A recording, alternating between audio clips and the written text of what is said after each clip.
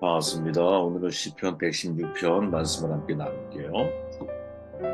1절 말씀을 제가 읽습니다. 여호와께서 내 음성과 내 간구를 들으심으로 내가 그를 사랑하는도다. 그의 귀를 내게 기울이셨으므로 내가 평생에 기도하리로다.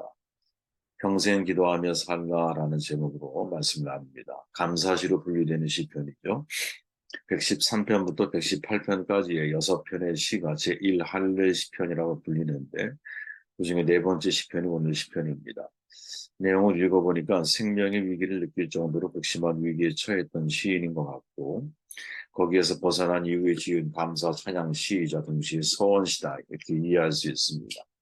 내용상 세 가지로 구분할 수 있는데 그리고 그 각각의 내용은 하나님의 구원의 그 은혜에 대한 세 가지 감사의 결단이 그 속에 담겨 있죠. 첫째는 1절이죠. 우리가 읽은 말씀으로 하나님을 사랑하는 마음으로 평생 기도하며 살겠다라는 결단의 내용이 소개되고 있고, 둘째는 9절에 있는 말씀으로 사람들 앞에 살아가지만 내가 하나님의 목전에 살듯이 살겠다라는 결단이 담겨 있고, 그 이유는 10절, 13절에 자세하게 설명되어져 있습니다. 그리고 셋째 14절로 19절까지 내용을 보면 슬픈 시절에 했던 소원을 갚기 위해서 내가 지속적으로 서원한 마음을 지키려고 하는 봉사와 결단을 하는 그런 내용이 소개되어 있습니다. 이 세 가지 결단이 우리에게 주는 게 뭘까? 저는 인생은 여러분 매듭을 잘 져야 한다고 생각을 하거든요. 매듭을 일종의 결단이라고 표현할 수 있겠죠. 내가 어떠한 결단, 물론 작심삼일이 될 수도 있고 평생 그 결단을 지켜나갈 수도 있는데 작심삼일이라면 3일마다 결단하면 되잖아요. 좀 여유 있는 마음을 가지고 내 자신의 삶의 변화를 위해서 또 신앙의 성숙을 위해서 내가 어떠한 결단을 가지고 살아야 할까? 오늘 시인이 우리에게 도전하는 중요한 내용이 바로 여기에 초점이 맞춰져 있지 않나 하는 생각을 해봅니다. 1, 2절 말씀을 다시 보면 내가 평생에 기도하리로다. 평생 기도하며 설계를 결단하는 것이 이게 얼마나 위대한 일인가. 저는 저와 여러분이 이제 생명이 있는 한 내가 평생 하나님 앞에 기도의 무릎을 가지고 인생을 살아야겠구나. 이런 마음을 저와 여러분들이 품을 수 있다면 얼마나 좋을까 하는 생각을 해봅니다. 이런 결단을 내릴 수 있는 이유는 뭐냐면 그의 귀를 내게 기울이셨으므로 즉 하나님께서 지금까지 내가 어떠한 간구를 드리든 간에 귀를 나의 말에 기울여 주셨기 때문이다라고 고백하고 있죠. 3절 사망의 줄이 나를 두르고 수월의 고통이 내게 이름으로 내가 환난과 슬픔을 만났을 때에 내가 여호와의 이름으로 기도하기를 여호와야 주께 구하오니 내 영혼을 건져서 하였도다. 육체적인 고통, 정신적인 고통이 있었을 때 이 시인은 하나님 앞에 기도하고 은혜를 입었던 경험들을 절대 잊지 않고 기억을 하고 있는 거죠. 어려울 때 내 기도하면 하나님이 나를 도우셨듯이 내가 비록 어렵지 않은 인생이라 할지라도 평탄한 삶을 살아간다 할지라도 그 속에서도 평생 내가 하나님을 기억하며 기도의 자리에 나아가겠다라는 결심을 시인을 하고 있는 거죠. 어려울 때 하나님을 찾는 것은 쉽죠. 그러나 오히려 지금의 위기는 지금의 신앙적인 시험은 너무나 편안하고 너무나 안정된 삶을 살아갈 때 오히려 우리는 더 하나님을 찾지 못하는 것이 아닐까. 그렇게 어찌 보면 내가 하나님을 찾도록 나에게 주어져 있는 어려운 고통과 염려와 근심 이런 상황들은 감사의 조건이 될 수 있다라고 저는 이해를 합니다. 저는 여러분은 어떨지 모르겠어요. 그러나 이 시대의 진짜 사단의 시험은 편안한 거죠. 안정된 거예요. 번영의 삶을 살아가게 하는 거예요. 굳이 내가 하나님을 찾지 않아도 모든 문제가 평탄해요. 그럴 때 우리가 굳이 기도해야 할 필요성을 느낄 수 있을까요? 시인은 말하지요. 3절, 4절에 사망의 줄이 나를 6절에 가보니까 여호와께서 순밀한 자를 지키시면 내가 어려울 때에 나를 구원하셨도다. 8절에 가보니까 주께서 내 영혼을 사망해서 내 눈을 눈물에서 내 발을 넘어짐에서 건지셨도다. 어떠한 상황에 직면한다 할지라도 시인은 항상 하나님 앞에 나아갔던 것 같고 그때마다 하나님은 나의 말에 귀를 기울이시고 내게 응답하셨다라는 거죠. 이게 평생의 기도를 결단하는 이유입니다. 여러분이 지금 기도에 평생 내가 기도하며 살아가야겠다라는 결단을 내리기 위해서는 지금까지의 인생을 통해서 하나님의 나의 삶 가운데 얼마나 많은 은혜의 도우심이 있었는지 그것이 어려울 때이든 평탄할 때이든 그것이 내가 사면 초과의 상황에 처해 있든 아니면 아주 모든 일이 평탄하고 순탄하게 풀릴 때이든 항상 하나님이 나의 기도에 귀를 기울이셨다라는 생각을 여러분들이 기억하고 있다면 그럼 여러분 평생 기도를 결단하는 사람이 되었으면 좋겠어요. 성경에 이런 사람이 있잖아요. 대표적인 예가 안나 이제 선지자라고 보통 말하잖아요. 과부가 되었어요, 어린 나이에. 그리고 84세가 될 때까지 쥐하를 금식하며 성전을 떠나지 않아요. 세상에 이런 삶을 살아가는 사람들이 있어요. 이건 정말 굉장한 일이라고 생각을 하거든요. 물론 저는 가까이에서 어머님을 통해 어머니께서 이런 삶을 살았다라는 눈으로 제가 직접 목격하고 함께 그 시간들을 보내왔기 때문에 지금도 이제 습관적으로 하나님 앞에 눈 뜨면 기도하시고 그냥 틈만 나면 하나님 앞에 나아가는 것이 삶의 어떤 루틴이 이제 되어버린 가운데 계신데 정말 대단한 일이라고 저는 생각합니다. 과부가 되고 나서 죽을 때까지 평생을 내가 성전을 떠나지 않고 때에 따라 금식하고 기도함으로 자기의 영혼을 하나님께 주일에 나아가는 삶을 살아간다는 이게 삶의 루틴이 되는 거예요. 이게 삶의 본질이 되고 이 삶의 아주 기본적인 원칙을 가지고 인생을 살아가는 거. 여러분 이거 쉬운 일 아니죠. 나는 너희를 위해 기도하기를 쉬는 죄는 여호와 앞에 결단코 범하지 아니하고 얼마나 아름다운 퇴임식 연설입니까? 무슨 말이냐? 이것은 여러분 사무엘이 말년에 한 고백이거든요. 퇴임식에 관련된 연설 속에 나오는 이야기예요. 그러니까 평생 기도하며 살아왔고 앞으로도 평생 기도하며 살아가겠다. 이게 사무엘이 가지고 있는 삶의 원칙이었다라는 거죠. 저는 여러분 우리가 인생을 살아가면 나의 능력 가지고 하나님의 일을 감당할 수 있는 게 아니잖아요. 그렇게 나의 능력이 아니라 하나님의 능력으로 내게 주어져 있는 사명을 감당한다라는 사실을 내가 결코 잊지 않고 살아간다면 평생 내가 기도의 무릎을 꿇고 하나님을 내가 의존하면서 하나님의 뜻이 내 삶 가운데 이루어지길 바라는 마음으로 살아야 하는 게 아닌가. 이게 진짜 기본이라고 생각을 합니다. 기본. 기본기가 잘 되어 있어야 되잖아요. 한근태 교수라는 분이 계시죠. 다작의 어떤 교수님인데 이분이 고수의 일침이라고 하는 책에서 이렇게 말하죠. 씨름에서 가장 기본이 되는 기술이 뭐냐? 들배지기입니다. 상대를 번쩍 일단 들어야 다른 기술을 걸 수 있잖아요. 들지 못하면 다른 기술이 소용이 없거든요. 그만큼 기본이 되어 있어야 됩니다. 꽃이 꿀을 품고 있으면 소리쳐 부르지 않아도 벌들은 저절로 찾아갑니다. 어디에 힘을 쓸 것인가? 이런 질문을 듭니다. 일본의 다카마스 세계 최고의 인재들 왜 기본에 집중할까라는 내용을 보면 이런 말을 하죠. 평생 성장을 멈추지 않은 48인의 공통점이 뭐냐? 기본의 힘을 꼽고 있어요. 기본의 힘. 세계 최고의 인재들은 여러분 스펙이 중요한 게 아니라 기본에 집중한다라는 결론을 내렸거든요. 뿌리 깊은 나무, 바람에 흔들리지 않아요. 샘이 깊은 물, 가뭄에 마르지 않아요. 그죠? 우리가 정말 꿀을 가지고 있고 향기를 가지고 있다면 굳이 부르지 않아도 봄이 나에게 날아오는 거예요. 정말 깊고 높은, 넓음, 이 모든 것들의 기초가 어디에 있을까? 저는 기본에 있다고 생각을 하거든요. 여러분, 신앙인의 기본이 뭘까요? 신앙인의 기본. 저는 그게 예배 말씀 기도라고 보고. 네. 말씀과 기도가 사실은 예배를 지향하고 있기 때문에 어떻게 보면 말씀과 기도에 전무하는 거죠. 그게 사도들의 선택이었다라는 거예요. 내가 주의를 감당한다라고 하는 것은 여러분 나의 말을 전하는 게 아니잖아. 하나님의 말씀을 전하는 거예요. 그리고 내가 말씀을 소유한 게 아니잖아요. 내가 말씀에 소유되어져야 하는 과정을 거쳐야 되는 거예요. 그래서 기도하는 거예요.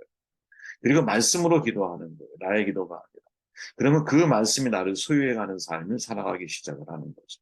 내가 말씀을 지키느냐 착각이자 말씀이 나를 지키는 거예요. 여러분. 노아가 여러분 방주를 만들었어요. 말씀대로. 결국 방주가 여러분 노아를 지키는 거거든요. 우리의 삶에 여러분 이런 기본기, 진짜 영적인 기본기가 있어야 되는데 그게 평생 기도해야겠구나. 평생 말씀과 싸움하며 살아가야겠구나.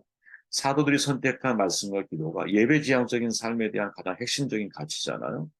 이것이 나의 인생의 기본이 될 때 여러분 세계의 인재들은 스펙에 집중하는 사람들이 아니에요. 박사학위 받으면 뭐합니까 우리가. 그죠? 세계적인 여러분들 어떤 직책을 내가 나에게 주어지면 뭐예요? 진짜 그것을 잘 이루어낼 수 있는 탄탄한 기본기를 내가 가지고 있느냐? 신앙인의 기본기를 내가 가지고 있느냐? 어떠한 위기 상황 속에서도 또 어떠한 평탄한 또 안전된 상황 속에서도 내가 하나님을 잊지 않고 하나님과 소통하며 인생을 살아가는 평생 기도를 결심하며 살아가. 이게 우리의 기본이 되어야 되지 않겠는가? 9절 내가 생명이 있는 땅에서 여호와 앞에 행하리로다. 시인의 두 번째 결단이 뭐예요? 생명이 있는 동안 여호와 앞에서 행하리로다. 다시 말하면 하나님 앞에 보라는데요. 이게 참 중요한 거죠. 평생 신전 의식을 가지고 시인은 살아가기를 결단하고 있죠. 우리가 잘 아는 이야기지만 원래 이 원본은 피터 드러커의 프로페셔널 조건이라고 하는 책에 나오는 거죠. 자기 인생을 바꾸기 7가지 지적 경험에 대해서 드러커가 이야기를 해요. 그 중에 두 번째가 뭐냐? 이제 본인이 이제 경험한 거죠. 신들이 보고 있다라는 의식을 가지고 누가 이 드러커가 자기의 삶을 살았다라는 위대한 조각가죠. 페이디아스라고 하는 사람. 우리가 잘 알잖아요. 신전에 이제 여러 가지 신상들을 막 만들면서 그죠? 그 조각을 이렇게 만들 때 사람들이 볼 수 없는 뒷부분이 있잖아요. 그러니까 이 조각을 주문했던 사람이 거기에 대한 비용을 지불할 수 없다 이렇게 말을 해요. 그랬더니 아무도 거기 볼 수 없는데 당신이 어떻게 만드는지 우리가 어떻게 하느냐 이렇게 말하는 거죠. 그러자 이 페이디아스가 한 말이 아무도 볼 수 없다고 당신은 틀렸어. 신들이 볼 수 있어. 이렇게 말하는 거예요. 뭐 잘 아는 내용이에요, 여러분. 간단하게 줄여서 말하는 거죠. 사람들이 보는 것 중요한 것이 아니라 신이 본다라는 생각. 이게 바로 신전 의식입니다. 이 의식을 가지고 피터 드러커로 하여금 자기의 삶을 정말 드러커라는 사람은 3년마다 한 주제를 가지고 3년의 책을 썼는데 그 책들은 여러분 세계적인 명저잖아요. 반드시 읽어봐야 할 책들 가운데 하나이죠. 정말 너무 정밀하게 책을 쓰는 사람, 서구인들의 독특한 특징 가운데 하나인 것 같아요. 아주 완벽한 책, 완벽한 정말 글을 써내는 사람이에요. 성경에도 이런 말씀이 있잖아요, 여러분. 바울의 말이죠. 눈가림만 하여 사람을 기쁘게 하는 자처럼 하지 마라. 그리스도의 종들처럼 마음으로 하나님의 뜻을 행하라. 죽게 하듯 사람들에게 하듯 하지 마라. 항상 하나님이 나를 보고 있다라는 의식 속에 삶을 살아가야 된다는 거죠. 내 생각과 내 행동을 결코 하나님 앞에서 내가 숨길 수 없다는 이게 호선 효과라고 그러잖아요. 근로자들이 내 행동을 감독관이 관찰하고 있다는 것을 느끼기 시작할 때 더 효율성을 만들어내는 업무 활동을 하는 거야. 이게 호선 효과라고 보통 말해요. 우리 주변에 여러분 누군가 나를 바라보고 있다라고 하는 특별히 하나님이 나의 마음을 지켜보고 있다라는 것을 훈련받은 사람이 성경에서 리더가 되는 거거든요. 여러분 요셉 그죠? 보디발의 아내가 자기를 유혹할 때 내가 어떻게 하나님 앞에 이런 범죄를 저지를 수 있겠냐. 하나님이 나를 지켜보고 계신다. 이 과정을 거치게 되잖아. 신전의식을 거치자. 하나님이 나를 보고 있다라고 하는 의식을 갖기 시작할 때 내 범사의 양심을 따라 하나님을 섬겼노라 라는 사도 바울의 고백이 우리의 입에서 나오는 거지. 그리고 이런 훈련 과정을 거친 사람들을 통해서 하나님께서는 당신의 사명들을 이루게 하시고 하나님의 나라를 완성해 나아가시는 것이 아니겠느냐. 그렇게 시인이 말하고 있는 내가 여호와 앞에 행하겠다. 생명이 있는 이 땅에서 생명을 내가 살아가는 동안 항상 하나님을 내가 의식하며 하나님 앞에서 내 삶을 살아가겠다라고 하는 신전 의식이 그의 삶으로 하여금 흔들림 없이 자기 사명을 완수하는 그러한 사람으로 만들어가는 것이 아니겠다. 14절 말씀을 읽고 정돈합니다. 여호와의 모든 백성 앞에서 나는 나의 소원을 여호와께 갚으리로다. 평생 약속을 지키며 살아가겠다라. 1차적인 건 하나님과의 약속, 2차적인 건 사람과의 약속. 여러분 서원 참 중요하죠. 서원에 대한 성경의 메시지는 명확해요. 약속한 것은 어떻게 지켜라. 모세가 말하잖아요. 30장 1절에서 모세가 이스라엘 자손 지파의 수령들에게 말하여 이르되 여호와의 명령이 이러하니라. 사람이 여호와께 서원하였거나 결심하고 서약하였으면 깨뜨리지 마. 그가 입으로 말한 대로 다 이행할 것입니다. 저는 이게 여러분 이제 성경의 중요한 원리라고 늘 제가 말씀드렸지만 원리라고 저는 생각을 하고 성경에 뭐 계약시나 다른 표현으로 언약신약이라는 게 있잖아요. 언약이란 말 자체가 말의 약속인 거야. 말을 통한 약속. 하나님은 당신이 말씀으로 우리에게 다가오시는 분이기 때문에 그 말씀의 무게를 얼마나 강조하시느냐 약속하시듯이 말씀을 하시는 거예요. 약속하듯이 말씀을 하신다는 것은 내가 이 말한 것을 반드시 지키려고 애를 쓰고 반드시 지켜내겠다라고 하는 이 멘탈리티, 그런 정신을 가지고 하나님은 우리를 대하신다라는 거죠. 그죠? 존 녹스의 유명한 말이 있잖아. 하나님과 약속을 다 이행할 때까지 잠시도 쉬지 마라. 하나님도 쉬지 않고 우리를 돌보신다. 달리 표현해 보면 하나님은 우리를 향한 약속을 쉬지 않고 이루어 가시는 분이시기에 우리 역시 하나님과의 약속을 이행할 때 쉬지 마. 이렇게 사실은 우리가 이해할 수 있는 거죠. 저는 여러분 약속에 대해서 소홀히 여기는 사람에 대해서는 그 사람이 아무리 그리스도인이라 할지라도 우리가 좀 다른 시각을 가지고 그 사람을 받아들여야 한다고 생각합니다. 작은 약속이라 할지라도 여러분 스스로 그 약속에 대한 책임감을 가지고 사람들을 대하기 시작할 때 진짜 그 사람이 신뢰받는 사람이고 그 사람의 말이 상대에게 영향력을 미칠 수 있는 거지. 이 훈련을 어디에서부터 이루어 가야 되느냐? 하나님과 나사의 약속에서부터. 사실은 이 훈련이 이루어 가야 될 필요가 있는 거죠. 왜? 하나님 보이지 않아.